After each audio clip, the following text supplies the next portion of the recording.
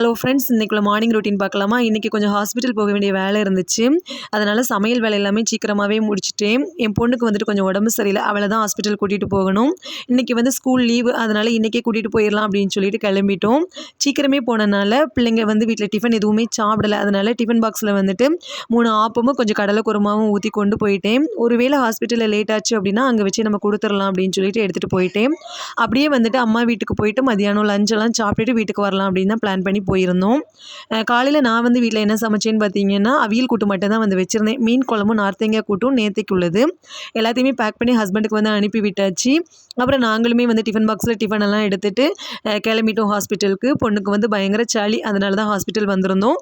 மழை பார்த்தீங்கன்னா நல்லா பெஞ்சிட்டே இருந்துச்சு காலையிலேருந்தே. பிள்ளைங்களுக்கெல்லாம் முடிஞ்ச அளவு சுடு தண்ணியே போட்டு கொடுங்க. இப்போ உள்ள சளியெல்லாம் வந்துச்சு அப்படின்னா டக்குன்னு குறைய மாட்டேங்குது. ஹாஸ்பிட்டல் போய் எக்ஸ்ரேலாம் எடுக்கிற அளவுக்கு தான் போகுது. அதனால பிள்ளைங்களுக்கு வந்து சுடு தண்ணியே கொடுத்து பழகுங்க. அப்புறம் பார்த்திங்கன்னா, இந்த பாட்டில் வந்து எனக்கு ரொம்ப பிடிச்சிருந்துச்சு. நான் வந்து 150 அப்படின்னு சொல்லிட்டு பக்கத்தில் கடையில் வாங்கியிருந்தேன். நம்ம வந்து தண்ணியெல்லாம் வெந்நீர் தண்ணி ஊற்றி வச்சோம் அப்படின்னா அந்த சூடு வந்துட்டு ரொம்ப நேரத்துக்கு இருக்குது. இது வந்து இப்படியே தூக்கி நான் வந்து பெட்ரூமில் கொண்டு வச்சுருவேன். ஏன்னா நைட் டைமில் பிள்ளைங்க வந்து தண்ணி கேட்பாங்களா, இதுலேருந்து பிடிச்சி குடிங்க அப்படின்னு சொல்லிட்டு அப்படியே ஹாஸ்பிட்டல் போய் அவளுக்கு ஆவியெல்லாம் பிடிச்சிட்டு அப்படியே வந்து அம்மா வீட்டுக்குமே வந்துட்டு. இந்த வீடியோ பிடிச்சதுனா லைக் பண்ணுங்க.